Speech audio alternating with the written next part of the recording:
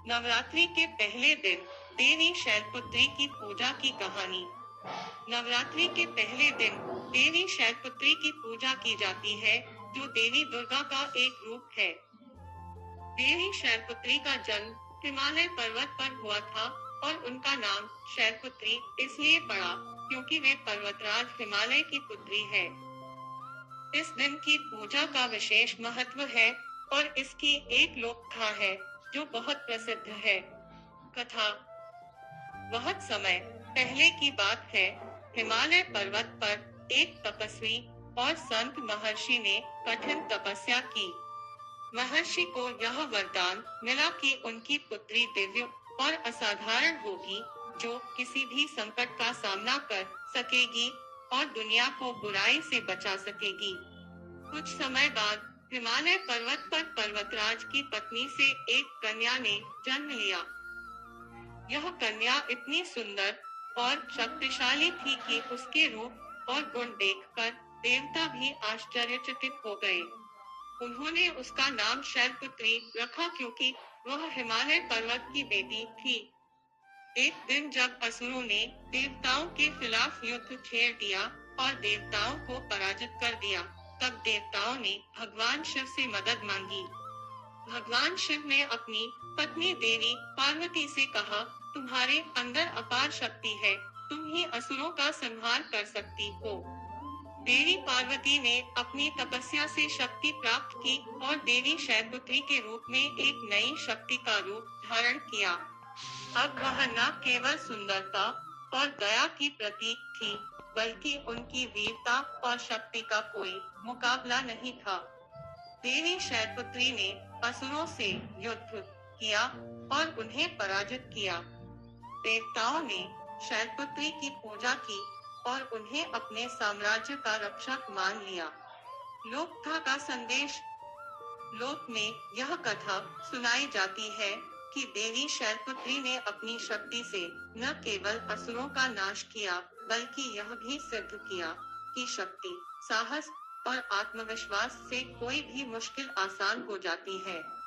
उनके इस रूप की पूजा करने से भक्तों को मानसिक शांति, सुख और समृद्धि प्राप्त होती है।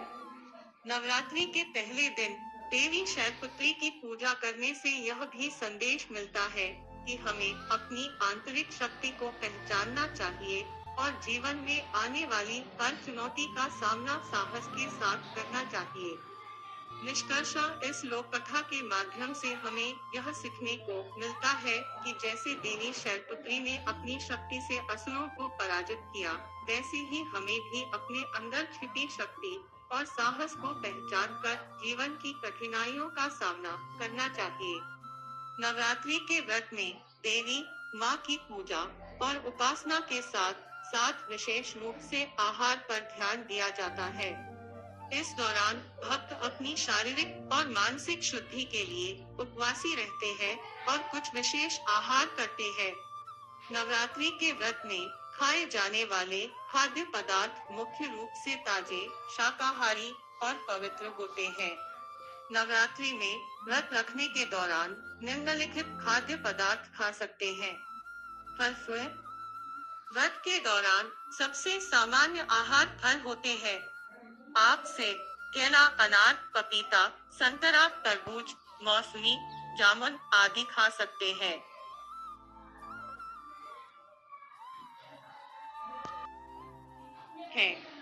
साबूदाना। साबूदाना की खिचड़ी, साबूदाना वड़ा या साबूदाना कढ़ी व्रत के दौरान बनाए जाते हैं। यह पचने में हल्का और ऊर्जा देने वाला होता है। व्रत की पूरी। व्रत के दौरान कुट्टू का आटा बकवाट से बनी पूरी खा सकते हैं। कुट्टू के आटे से बनी पूरी ऊर्जा प्रदान करती है और यह हल्की होती है। राजगिरा। राजगिरा अमरनाथ का आटा व्रत के दौरान खाया जाता है।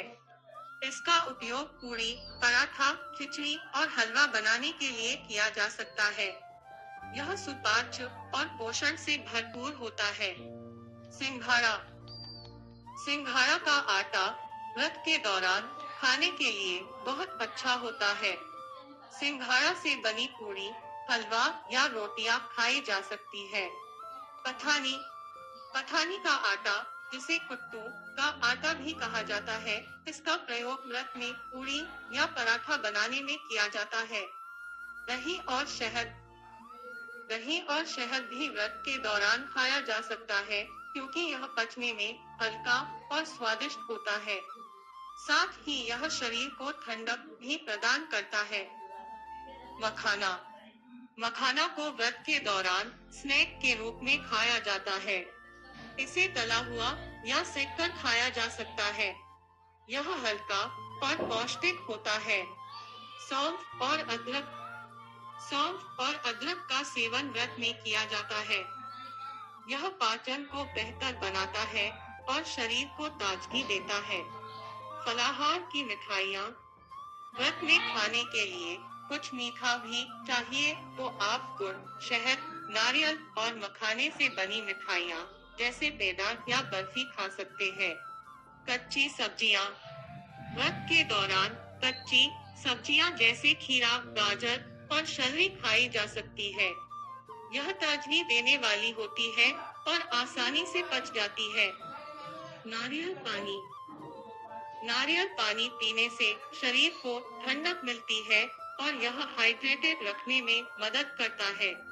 छाछ भी व्रत के दौरान अच्छे से पचने वाला और स्वादिष्ट होता है। यह पाचन क्रिया को दुरुस्त रखता है। व्रत में बचने वाली चीजें। इस दौरान आप लहसुन, प्याज, मसालेदार खाना, चाय, कॉफी, शराब और मांसाहारी खाद्य पदार्थों से बचें।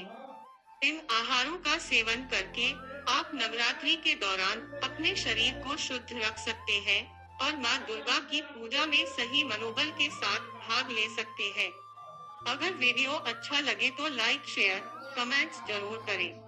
अगर आपका कोई भी सवाल हो तो कमेंट्स में जरूर लिखिए। अगर आप इस YouTube चैनल पर नए हो तो सब्सक्राइब कीजिएगा और साथ में बेल आइकन को जरूर दबाइएगा।